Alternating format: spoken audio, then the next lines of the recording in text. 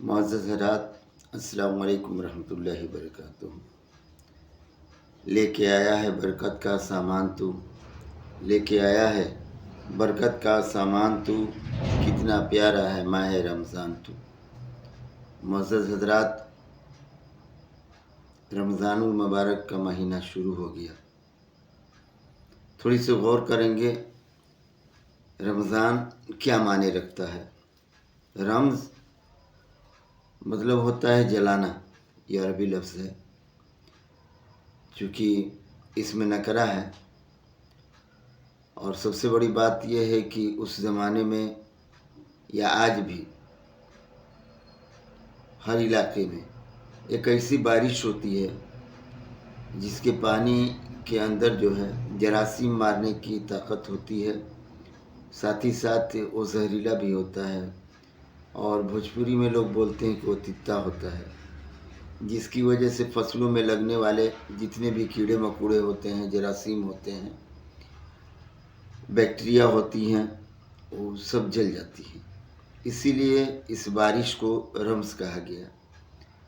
اس سے رمض سے مراد ہوا جلانا۔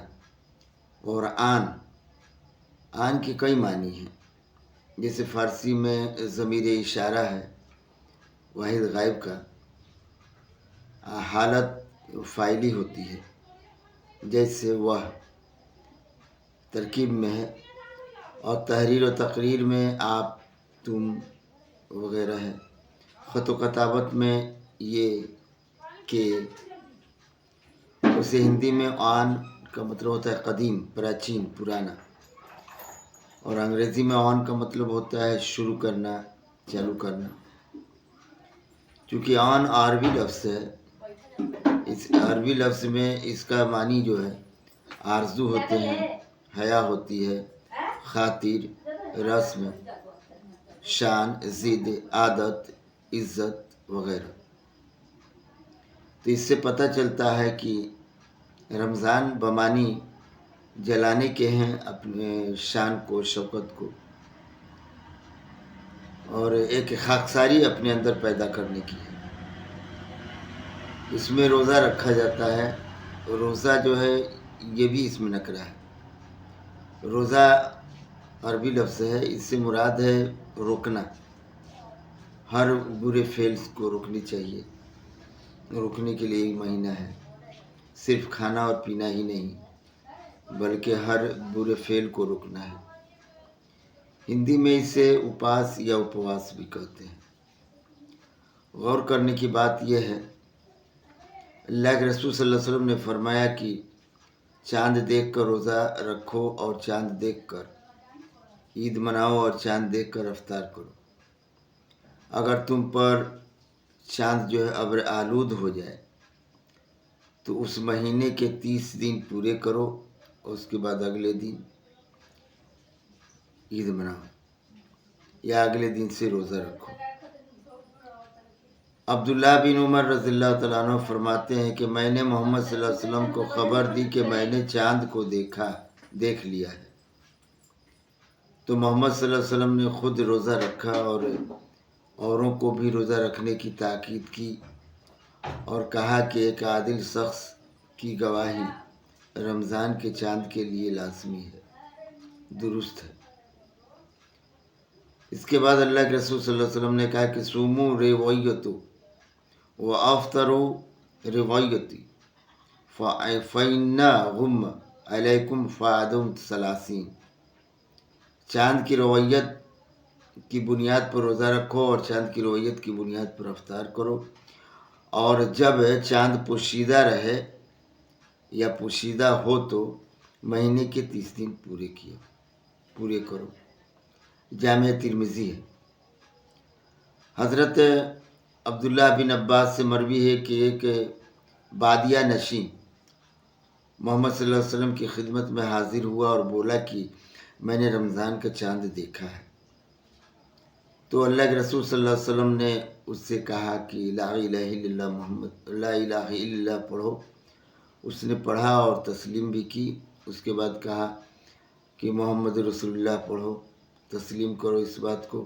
تو بولا کہ ہاں، شہادت دیتے ہیں، گواہی دیتے ہیں، اور تسلیم بھی کرتے ہیں۔ تو جب یہ پتہ چلا کہ وہ دین سے ہے اور کلمہ گو ہے یا کلمہ پر یقین رکھتا ہے، شہادت بھی دیتا ہے، تو اس کی بات کو مان لی گئی، اور حضرت بلال رضی اللہ تعالیٰ عنہ سے کہا گیا کہ آپ اعلان کر دیجئے کہ کل سے روزے رکھے جائیں۔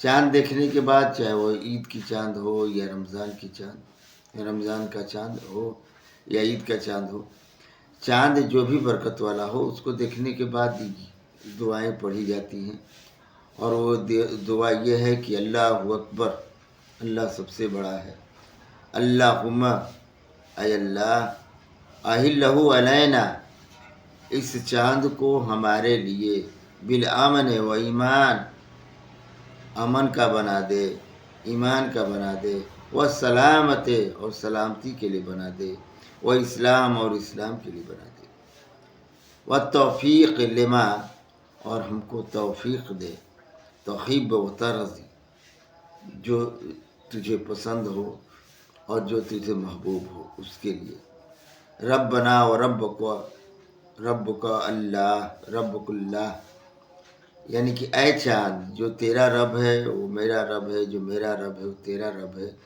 میرا اور تیرا رب صرف اور صرف اللہ ہے۔ چونکہ اس دعا کو پڑھنی چاہیے، اللہ اکبر، اللہم اہلنا علینا بایمان بالامن والایمان والسلامت والاسلام والتوفیق لما تحب وترضی، ربنا وربک اللہ، اس کو پڑھی جاتی ہے۔ عربی ماہوں میں شعبان المعظم کے بعد جو مہینہ آتا ہے وہ ماہ رمضان کا مہینہ ہوتا ہے، اور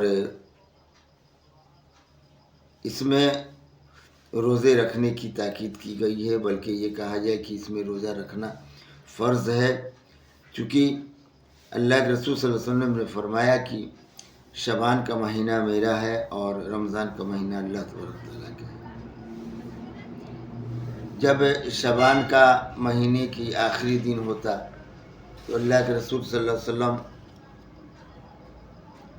سب کو جمع کرتے اور خوشخبری دیتے کہ اے لوگو، تم پر ایک بہت عظیم، عظمت والا اور برکت والا مہینہ سایہ فگن ہونے والا ہے۔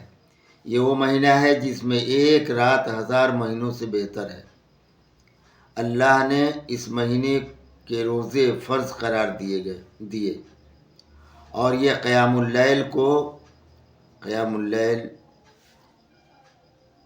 نفل قرار دیا ہے۔ ایک فرض دوسرے مہینوں کے 70 فرضوں کے برابر ثواب والا ہوتا ہے۔ اس لیے اس رمضان کا استقبال کریں، اور یہ آئے تو اس میں روزہ رکھیں، عبادات کریں، اور اپنے آپ کو سچائی کے راستے پر چلائیں، تاکہ اس سے آپ کو راحت ہو اور اللہ کی عبادت ہو، چونکہ یہ فرض ہے۔ بقیہ اگلی ویڈیو میں انشاءاللہ تعالیٰ آپ لوگوں کے تک پہنچانے کی کوشش کروں گا۔ تب تک کے لیے السلام علیکم ورحمۃ اللہ وبرکاتہ۔